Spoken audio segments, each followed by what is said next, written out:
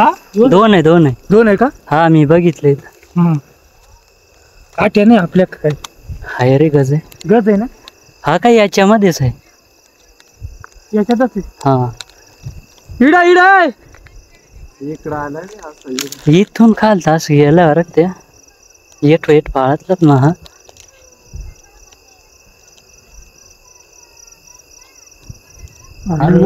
घाबरलो पाहिलं बार द्यावं थोडं ताटव मी काय माफ नाही अरे आम्ही आवाज ऐकला.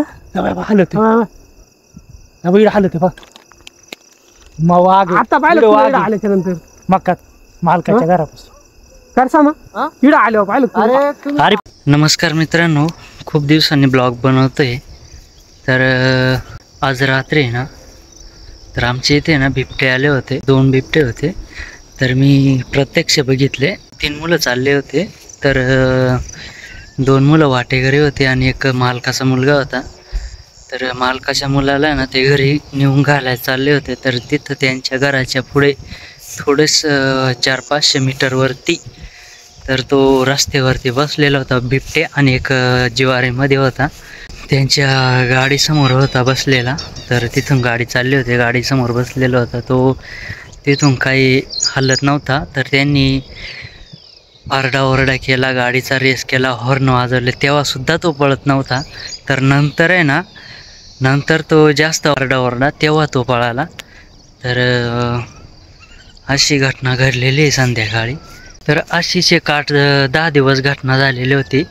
तर सायंकाळी 5:30च्या दरम्यानमध्ये जान्हवी सुरेश मेंगाळ ही मुलगी ना 3.5 वर्षाची होती. तर तिच्यावरती बिबट्याने हल्ला केला होता. तर तेव्हापासून या मळ्यामध्ये ना भीतीचं वातावरण पसरलेलं आहे. तर रोज संध्याकाळी 6:30-7 वाजले का मळ्यामध्ये येतोय. तर सगळ्या मळ्यामध्ये भीतीचं वातावरण पसरलेलं आहे. जान्हवी सुरेश मेंगाळ यांच्या मुलीवर असा प्रसंग आलाय की हल्ला केला आणि तिला आहे ना दवाखान्यापर्यंत आहे ना नेता नाही आलं. निम्या रस्त्यापर्यंतच तिने जीव सोडून दिला. आमच्याकडे पण लहान लहान लेकरं आहेत, आम्ही पण पोटासाठी आलेलो आहे. तर असा प्रसंग न येऊ असं मी देवाकडे प्रार्थना करतो. ज्या 3 मुलांनी बघितलं होतं ना त्यांच्या अक्षरशः कापारा चाललेला होता. तर खूप मोठाले. तर आम्ही 2 बघितले. तर आमच्याकडे ना बॅटरी आहे, 2 फुल बॅटरी ना, त्या बॅटऱ्यांमध्ये आम्ही बघितलं. गोंदेकरांना एकच विनंती की सावधान राहा, आपले मुलं सांभाळा, रात्रीच्या टायमाला ना बाहेर निघून नका देऊ. तर इथं मागं घर दिसतंय ना, त्या घरामधलं ना आदल्या दिवशी ना कुत्र्याचं पिल्लू नेलं होतं. त्याच्या दुसऱ्या दिवशीसुद्धा ते आलेलं होतं या ज्वारीमध्ये. तर आम्ही इथं आहे ना या वावरामध्ये भुईमुग सोडून घरी गेलो होतो. घरी गेल्यानंतर फक्त हातपाय धुतले होते आणि लगेच आरडाओरडा झाला ते तिथं सोलरपाशी. गोंदिया शहरामध्ये जेवढे वाटेघर आहे ना आपले आदिवासी समाजाचे, तर त्यांना कळकळून विनंती आहे की आपण आपले लेकरं बाळ सांभाळा आणि आपले स्वतःला सुद्धा सांभाळा, की रात्र झाल्यानंतर घराच्या बाहेर पडू नये. संध्याकाळ 6:30 वाजले तरी तो बिबटे ना कुठे पण राहू शकतो याचा भरोसा नाही आहे. कारण जान्हवी सुरेश मेंगाळ 3.5 वर्ष मुलगी, तिच्यावरती ना 6:30 वाजता हल्ला केलेला होता.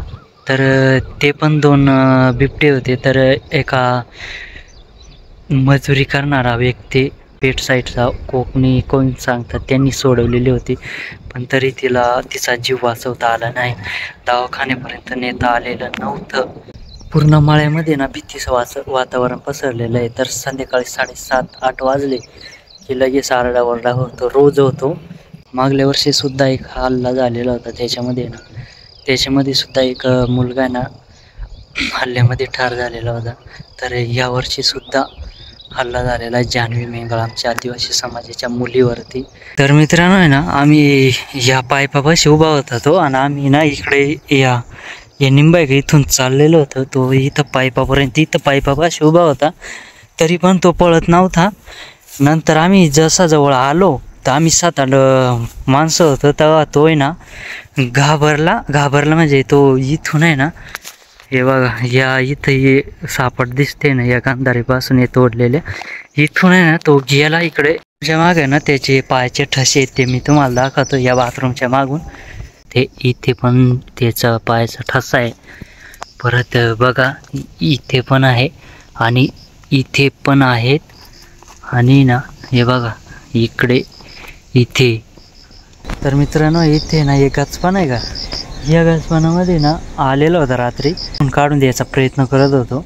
तर आपल्या घरी इथंच जवळ आहे ना, त्याच्यामुळे इथून आपण आहे ना काढून द्यायचा प्रयत्न करत होतो की आपल्याला त्रास देऊ नये रात्रीची. त्याच्यामुळं एवढा धोका आहे ना, तर आम्हाला बाथरूमला जायला सुद्धा चान्स नाही संध्याकाळी.